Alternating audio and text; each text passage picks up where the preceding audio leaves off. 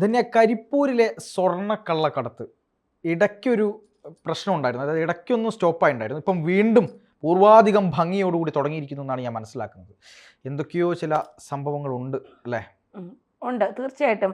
ഈ പലപ്പോഴും സ്ത്രീകളെയാണ് സ്വർണം കടത്താൻ ഉപയോഗിക്കുന്നത് എന്നുള്ളതാണ് ഇതിൻ്റെ ഏറ്റവും നമ്മളെയൊക്കെ അതിശയിപ്പിക്കുന്ന ഒരു കാര്യം. അതും കൊച്ചു കുട്ടികളെ, പ്രായപൂർത്തിയായി 1-2 വയസ്സ് ആയ പെൺകുട്ടികളെയാണ് ഇതിനു വേണ്ടി ഉപയോഗിക്കുന്നത് എന്നുള്ളതാണ്.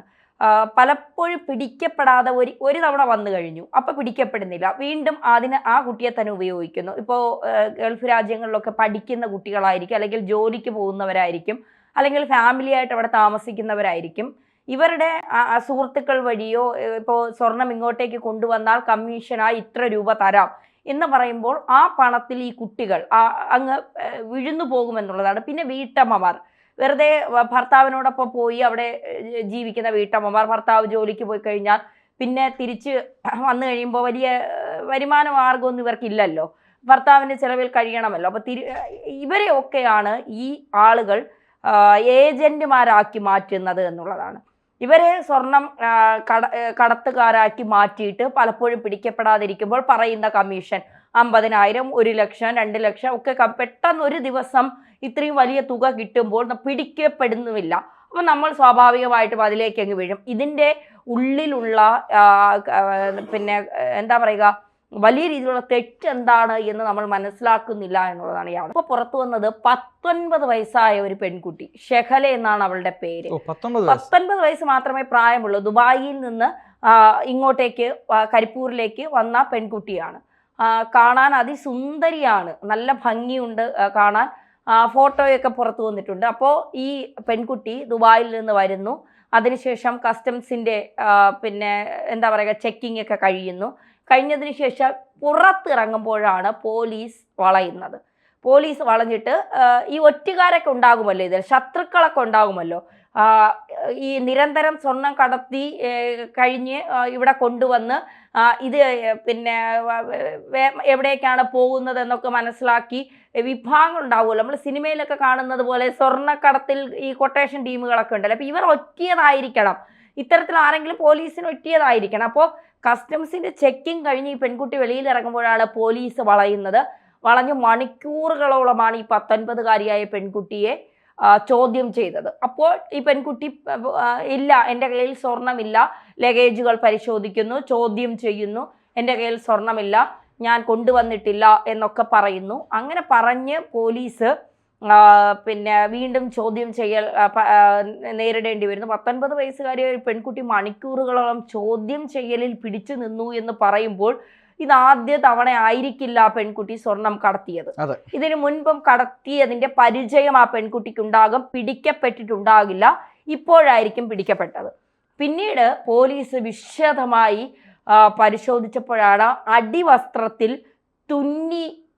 തുന്നി വച്ചിരിക്കുന്ന രീതിയിലാണ് സ്വർണം കണ്ടെത്തിയത്. 1884 ഗ്രാം സ്വർണ്ണ മിശ്രിതമാണ് അടിവസ്ത്രത്തിൽ തുന്നിച്ചേർത്ത് ഈ പെൺകുട്ടി കൊണ്ടുവന്നത്. അത് ദേഹപരിശോധനയിലൂടെ കണ്ടെത്തി. കാരണം ചോദ്യം ചെയ്യലിലൊന്നും തൻ്റെ കയ്യിൽ സ്വർണമില്ല, താൻ സ്വർണം കൊണ്ടുവന്നിട്ടില്ല എന്നൊക്കെ പറഞ്ഞ് രക്ഷപ്പെടാൻ ശ്രമിച്ചെങ്കിലും പിന്നീട് കണ്ടെത്തി. ഇത് പോലീസാണ് കണ്ടെത്തിയത് എന്നുള്ളതാണ്. കസ്റ്റംസിന്റെ ചെക്കിംഗ് കഴിഞ്ഞ് പുറത്തിറങ്ങിയതിന് ശേഷം, വിമാനത്താവളത്തിന് പുറത്തിറങ്ങിയതിന് ശേഷമാണ് പോലീസ് പരിശോധിച്ചത് എന്നുള്ളത് ഓർക്കുക. അതിനുശേഷമാണ് കസ്റ്റംസിന് ഇതിൻ്റെ വിശദമായ റിപ്പോർട്ട് പോലീസ് സമർപ്പിക്കും എന്നാണ് പറയുന്നത്.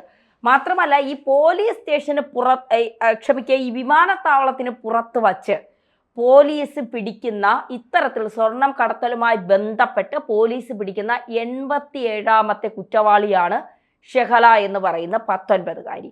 നമ്മളൊന്ന് ആലോചിച്ച് നോക്കൂ വാർത്ത. 19ഉം 18ഉം വയസ്സുള്ള ഈ പെൺകുട്ടികളൊക്കെ ആർക്ക് വേണ്ടിയാണ് സ്വർണം കടത്തുന്നത്? ഒരുപക്ഷെ ഇവർക്ക് അറിയത്ത് പോലും ഇല്ലായിരിക്കാം. സുഹൃത്തുക്കൾ പറയുന്ന നീ ഇത്ര സ്വർണം കൊണ്ടുപോയാൽ ഇത്ര രൂപ കിട്ടും, കൊടുക്ക് എന്ന് പറയുന്നതായിരിക്കും. അതായത് വീട്ടിൽ കഷ്ടപ്പാടുകൾ ഉള്ള പെൺകുട്ടികളായിരിക്കാം, വിദേശത്ത് വല്ല ജോലിക്കുമൊക്കെ പോയി നിന്നിട്ട് കഷ്ടപ്പാടുകൾ അനുഭവിക്കുന്നവരായിരിക്കാം. ഇല്ലെങ്കിൽ ഇതൊരു പോക്കറ്റ് മണിയായി കൊണ്ട് നടക്കുന്ന ആൺകുട്ടികളും പെൺകുട്ടികളും ഉണ്ടാവുക. എനിക്ക് തോന്നുന്നു കൂടുതലും ഈ പിന്നെ പെൺകുട്ടികളെയാണ്, വീട്ടമ്മമാരെയൊക്കെയാണ് ഇതിൽ ഉപയോഗിക്കുന്നത്. പലരും മലദ്വാരത്തിലൂടെയൊക്കെ സ്വർണം കടത്തി നമ്മൾ പിടിക്കപ്പെട്ടത് നമ്മൾ കണ്ടിട്ടുണ്ട്. ഈ അടുത്ത സമയത്ത് തന്നെ ഇതുപോലൊരു വീട്ടമ്മ പർദ്ദയൊക്കെ ധരിച്ചു കൊണ്ടുവന്ന് പിന്നീട് അത് വിശദമായി പരിശോധിച്ചപ്പോൾ അടിവസ്ത്രത്തിൽ നിന്ന് സ്വർണം പിടിച്ചു എന്ന് പറഞ്ഞ് കൊണ്ടുവന്നു. അപ്പോൾ ഈ സ്ത്രീകളെ ഉപയോഗിച്ചുകൊണ്ടുള്ള ഒരു സ്വർണ്ണക്കടത്തൽ കരിപ്പൂർ വിമാനത്താവളത്തിൽ വളരെ വ്യാപകമായി നടക്കുന്നുണ്ട് എന്നുള്ളതിൻ്റെ മറ്റൊരു ഉദാഹരണം കൂടി. ഇതിൽ അവസാനിക്കുന്നില്ല. ഇനിയും ശകലമാരുണ്ടാകും. ഇനിയും പലരും ഇത്തരത്തിൽ ഇതിപ്പോൾ തന്നെ 87ാമത്തെ ആൾ പുറത്തുനിന്ന് പിടിക്കുന്ന വിമാനത്താവളത്തിൽ നിന്ന് പുറത്തുനിന്ന് പിടിക്കുന്ന 87ാമത്തെ ആളെന്ന് പറയുമ്പോൾ അതിനുള്ളിൽ നിന്ന് എത്ര പേരെ പിടിച്ചിട്ടുണ്ടാകുക, കണക്കുകളൊക്കെ പുറത്തു വരും.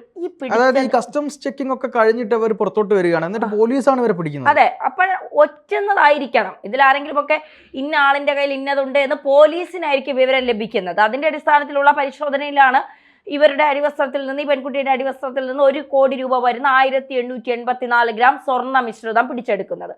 അപ്പോൾ ഈ സ്വർണം എങ്ങോട്ടാണ് പോകുന്നത്?